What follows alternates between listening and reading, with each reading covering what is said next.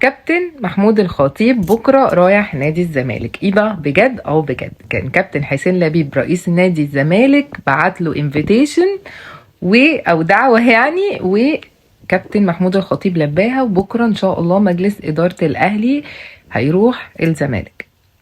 خطوه حلوه جدا بصراحه، انا اتبسطت وشايفه ان موقف محترم من الطرفين. هتقولي طب احنا هنستفاد ايه؟ هنستفاد كتير. اول حاجة ان كله في صالح المنتخب، مش هيبقى فيه مشاحنات، مش هيبقى فيه ضغائن، مش هيبقى فيه فتنة، هتبقى الروح حلوة.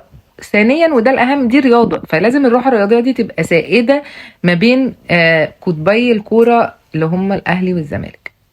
فانا مبسوطة جدا لان يعني انت في بيت واحد بتبقى عندك حد اهلاوي وحد زملكاوي، يعني فطبيعي بتتقبله وبتحبه لان ده من عيلتك. فنتعامل كده ان كلنا عيلة واحدة، بنخدم على المنتخب، بنخدم على الكرة المصرية.